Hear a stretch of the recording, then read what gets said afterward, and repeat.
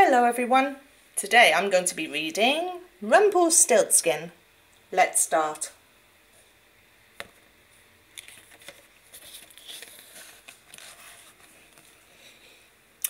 In the far-off times there lived a poor miller and his daughter, Lily. Lily was kind and clever and good, but the miller was a show-off who liked to tell tall tales. Lily was in love with a prince, but was too poor to be his wife. So the miller went to the king and boasted about his daughter. "She can spin straw into pure gold," he said.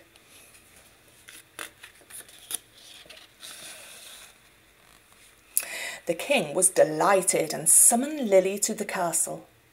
There he took her into a turret and showed her a bale of straw. "Spin it into gold by morning and you may marry my son," he said. Then he locked the door. But of course, Lily had no idea what to do and stamped her foot crossly. At this sound a goblin appeared. "Give me your necklace and I will spin the straw into gold," he said.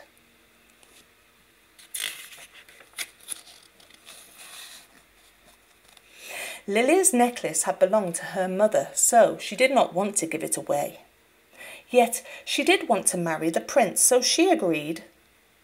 The goblin was as good as his word and spun the straw into reels of gold. The king was pleased, but he was also greedy. He took Lily to another turret with 2 bales of straw. "Spin it into gold by morning and you may marry my son," he said. Then he locked the door.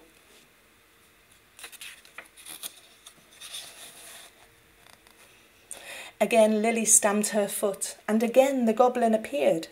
"Give me your ring, and I will spin the straw into gold for you," he said. Lily gave him the ring, and the goblin spun the straw into reels of gold. The king smiled when he saw the gold, but it made him greedier still. He took Lily to another turret with 3 bales of straw. "Spin it into gold by morning, and you may marry my son," he said. Then he locked the door.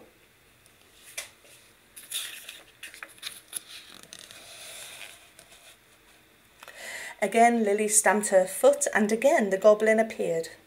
"I have nothing left to give you," she said, "but I need your help." So the goblin thought and replied, "Give me your first child, and I will spin the straw into gold." Lily, who did not much care for babies, agreed, and the goblin spun the straw into reels of gold. This time the king kept his word, and Lily married the prince.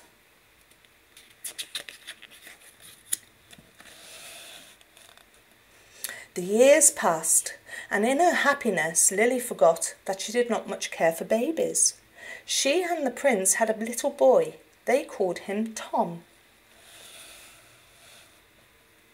Lily also forgot her promise to the goblin.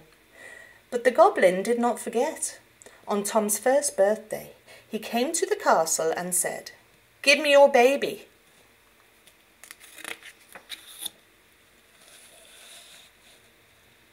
Lily could not bear to be parted from Tom, and offered the goblin gold instead, but the goblin said Tom was the only treasure he wanted.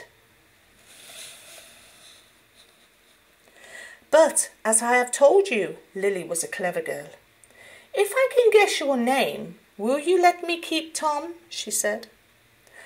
"I will give you 3 days," said the goblin, "but you will not win. The child will be mine."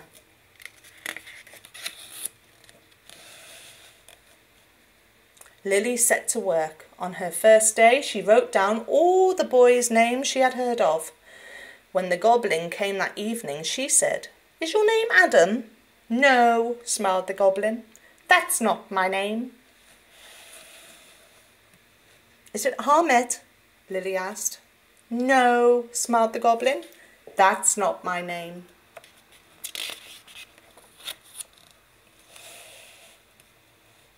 Lily tried Akim and Anton and Hassan and Hans.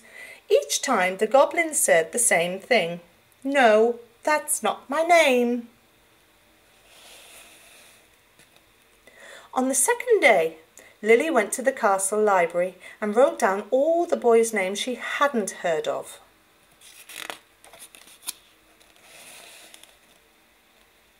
When the goblin came that evening, she said, "Is your name Achilles?" "No," smiled the goblin, "that's not my name." "Is it Axel?" asked Lily. "No," smiled the goblin, "that's not my name." Lily tried Karim and Caspar and Santos and Solomon. Each time the goblin said the same thing. "No, that's not my name."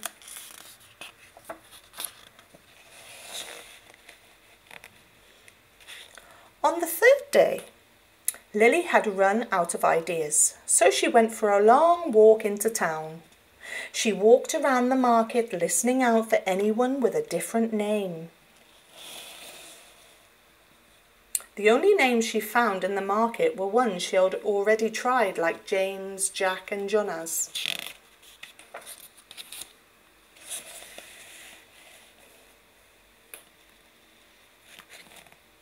Lily had almost given up hope when she saw a market store selling reels of thread.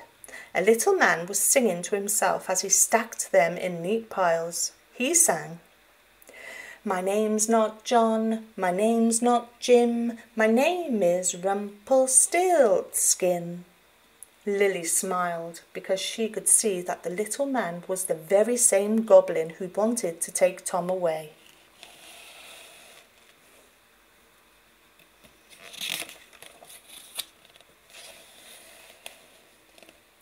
When the goblin came that evening, she pretended not to know. "Is your name Gumboot?" she said. "No," smiled the goblin, "that's not my name." "Is it Marmalade?" asked Lily. "No," smiled the goblin, "that's not my name."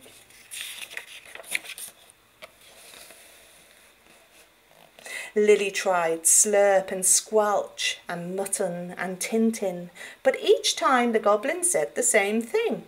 "No, that's not my name." Then Lily had one last guess. "Is your name Rumpelstiltskin?" she asked.